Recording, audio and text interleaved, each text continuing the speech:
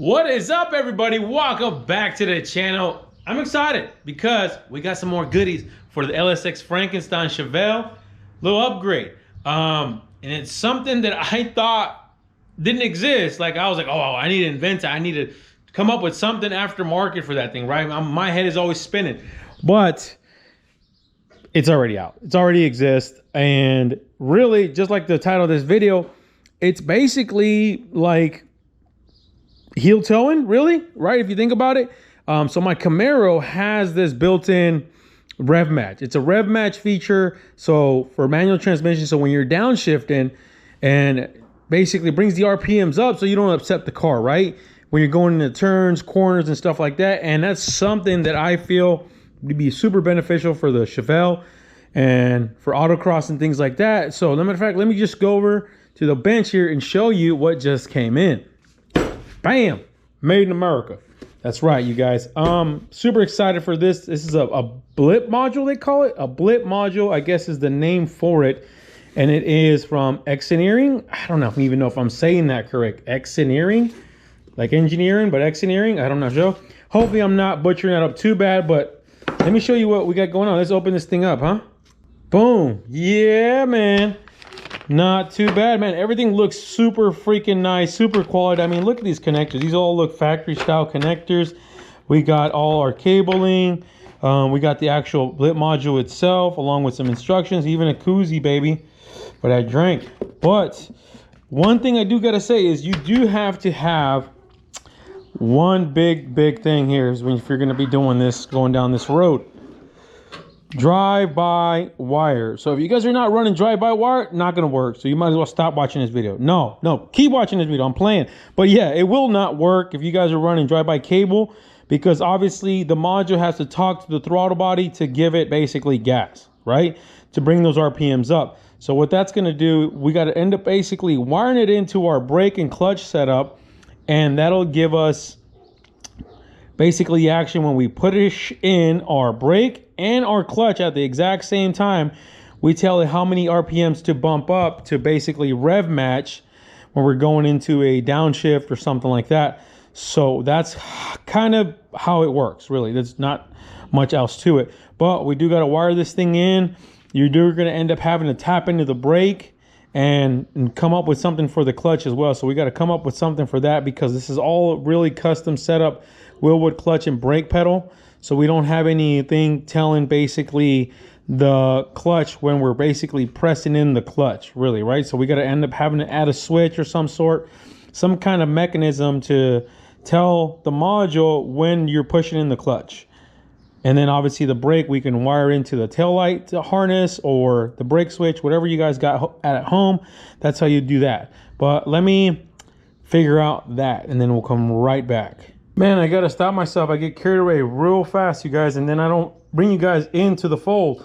But this is what I came up with. So remember, I talked about the clutch, and basically this thing needs to see when the clutch is engaged and disengaged. So this is just really a brake light switch that I went and picked up right now from O'Reilly's, and it's for like a 72 Nova, and this will work just fine. So then I had this little bracket. I just drilled a hole in it, and we're gonna mount this to our pedal like that, and then we're gonna mount another bracket in front of it. So at all times, or I should say when the clutch is not pressed or not engaged, it'll be like that. It'll basically be a open circuit in a sense. So as soon as the pedal travels and it moves forward, that button, or the pressure switch, I should say, the brake light switch, whatever you want to call it, clutch switch now, will actually close the circuit and actually send the signal from the clutch to this sub harness.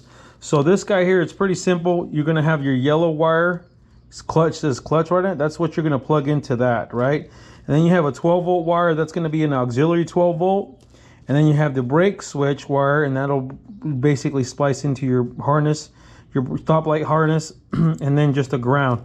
Pretty simple. I mean, it is plug and play. And then on this side, you're gonna have one of them that goes to your pedal, gas pedal, and the other one will come in from your gas pedal. So the original one going in from the gas pedal to here, and then back out, and then this guy will just plug in to that guy, and then that guy just plugs into the actual little module Also, they recommend like a little switch, like a toggle switch or some sort of switch that you put in line with that clutch setup. So that way, basically that way you're not rev matching every time you guys are like, I don't know, just coming to a stoplight or cruising and you guys hit the clutch and the brake at the same time and the RPMs just don't bump up unless you want that. But basically that'll disengage it. We're gonna run that in line. So we'll technically take our yellow cable and wire that up to one of those ends on the switch, and then the other lead coming out of that guy, into that guy, I should say. You know, really is how it should come in. Man, I get carried away real fast. You can look, dash is off, the top of the dash is off on the Chevelle. But let me show you what we got going on. So I went ahead and mounted that module right up top here on top of my dash. Got it mounted right there, 2 screws. We got the plug that comes off connected to there, routes down here. Now, let me show you what I got going on down here. We have some of the wires that come off here, everything with the exception of the 12-volt source. I went ahead and added the 12-volt source from the module to my fuse box. So we got 12-volt with cranking and ignition. But here's that switch that we were talking about. Went ahead and added the switch. Now this is the wire, the yellow wire that says clutch, that's coming from the actual harness, the sub harness from the module.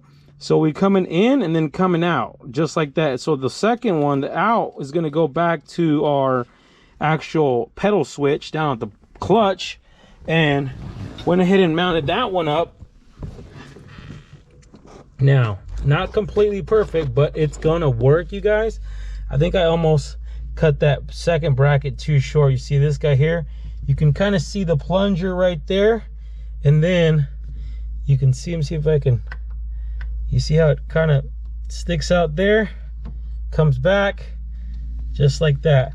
So that's all you really need to do is have that little plunger guy basically close the circuit when you're pushing on the clutch. Now we got one wire coming into here, and that's going to be our power, our 12-volt source, and the yellow wire, the clutch wire, is going to hook up to the other end, so that way it can close the loop and send the signal back to the ECU slash module, so that way it knows the clutch is activated. So let me put this on the dash. We went ahead and already drilled the hole right here. Let me put that switch on so we can get that out of the way. All right, so all we got left is to hook up this brake wire here from the sub harness, and they give you these little connectors. They're almost like a, I guess it bites into the cable without having to cut or splice anything. So we're gonna go ahead and give it a shot. I've actually never seen these. These are kind of cool looking. So you end up, let me see if I can do this here with one hand. So it's a 3-piece little connector. It's pretty interesting. So apparently this guy here, obviously this guy, and you'll sandwich the wire in a sense, whatever wire you're gonna basically piggyback off of, and it bites down like that. But the other end, the wire that you're wanting to make contact with, oh, there it went. You basically put that little cap and you screw it on, and it makes contact like this way. If I can find that thing now, because step number 2, just like that, you guys, basically you put that through that guy like that. It's pretty interesting, and then you screw the top of it down onto that up there, and it just basically takes the wire and sandwiches it, and you tighten it up. Let's see if I can do this a little better.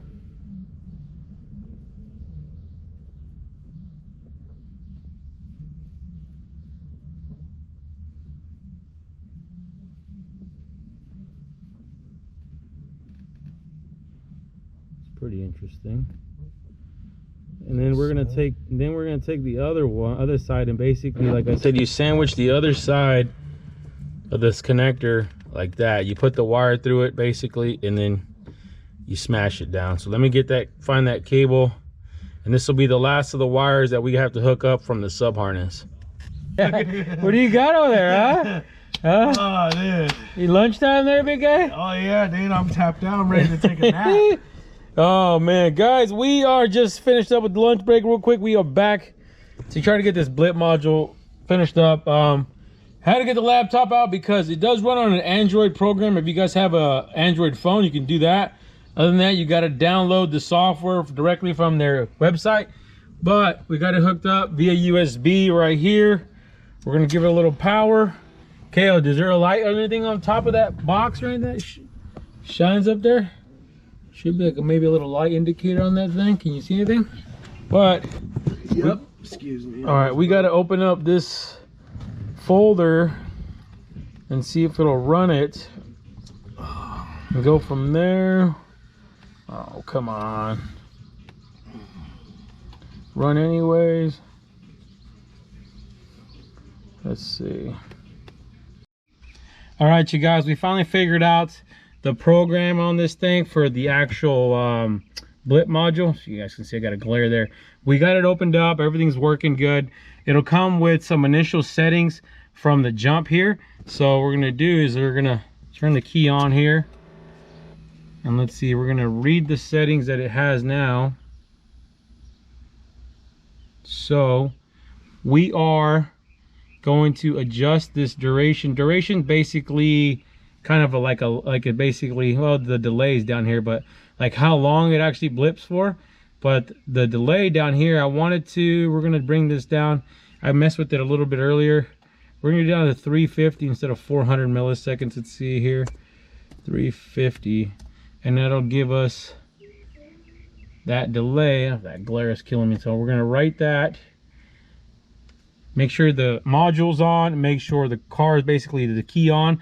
Now, one other thing that I found out, and we couldn't get it to work, something funky was going on, and apparently that clutch signal, that actually the wire that comes from the module, it's looking for a ground basically to close the circuit. But I talked to the fellows over at XINEERING, and you're able to change basically the code in the program. Is if you put a 12-volt source to it versus a ground, all you got to do is flip a setting in here and you can do it. You got to go to the about page, but you got to get a code from them. That's the only way to do it. So I'll let you guys, if you guys do that, but I would just advise run a ground to your clutch signal. So basically when you hit the clutch and you close the circuit, you close the loop, you end up with a ground as the signal that the module sees. So now it should be all good to go here. Let's see, we're gonna turn the car on and see what happens. Now in theory right now, with the car on, we should have a blip if we engage our brake and clutch then. Now what I noticed is that I have a tendency of, obviously different driving habits obviously as well will depend on this, but I have a tendency to hit my clutch first and then the brake. I don't know, I just do. So but in this, the way this thing works, you have to hit the brake then clutch, or else that blip will not engage. Another thing, like I said, it's super important to have that switch. I installed my switch right here. If you guys don't have that switch, this thing will stay on all the time. So you definitely want to have the switch installed, because I don't advise driving with this thing. So I'm going to go ahead and hit the switch on. Right, so right now if you hit the brake and then the clutch, you see that? There's your blip. See? So obviously we can set a delay. So let's see, you can kind of see the delay. Maybe I didn't do it this time. There it goes. So you can see kind of the delay. I think that we'll try that out. Obviously you want to see when you're downshifting and see where you're at and see if that delay is enough for you guys when you're making your turn or corner, coming in to a braking zone and stuff like that. But I'm digging it. It's gonna work for sure. Only thing is, like I said, I gotta make sure I get in the habit of hitting the brake first and then clutch, because if you hit clutch, watch, if you hit clutch and then brake, nothing. And that's how I drive. I just have that tendency. So we got to flip that and go brake, clutch. So there's your blip right there. It's definitely working. I'm digging it. Maybe we'll go for a test drive real quick and see if we got to do any tuning. So we'll see.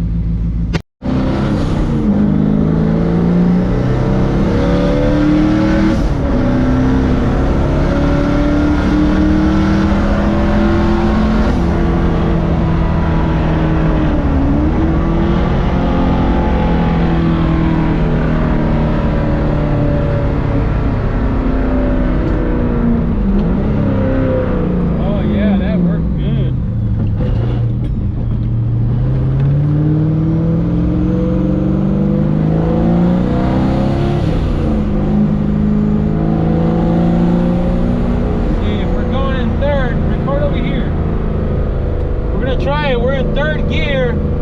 We're gonna kick down to second, and let's see if it blips up, bring those RPMs up a little bit. See if we get to this turn over here. Let's see here. So we're in second.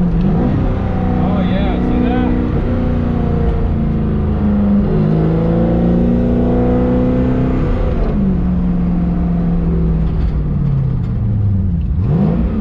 Oh yeah, did you see that? Oh yeah, definitely. Like, I mean, just by having your foot on the brake and then the clutch, you see how that? It definitely blips. That's definitely gonna help out when we're coming in from like third gear going down to second. Definitely think that'll be pretty cool. So what that does, like I said, it helps with not upsetting the car, and you can shift that thing a lot nicer.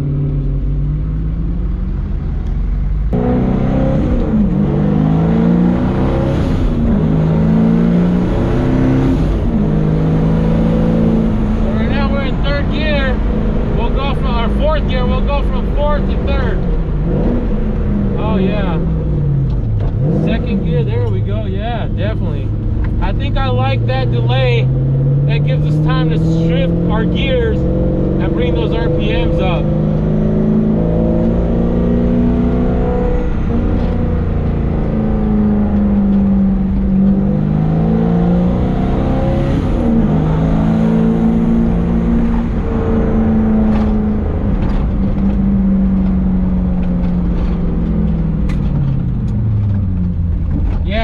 Like I said, you don't want to drive with this thing on like daily, because it's really only meant when you're coming into like a hard corner and you want to maintain speed and come out of it just as good without upsetting the car. Definitely not good for daily driving, not by any means. I mean, I don't advise it. But like right here, we're coming to just a stop sign. If I got to hit the brake and then it hits the gas like that, I don't want that to happen. Not for daily driving. So that's what that switch is for. See, like right there, I let off the brake and the clutch and it blipped, and I'm just turning on a small side street, and we don't need that blip to happen. So definitely only good for the track, at least for me. Shift to third gear, come back down to second. Oh yeah, that definitely is nice. It makes it so that car is just not upset when you're downshifting, for sure. Well, you guys, I think that's gonna do it for this video. Hope you guys liked it. Make sure you guys hit the subscribe button, the like button, and hit the bell for notifications. And you guys already know, stay wrenching.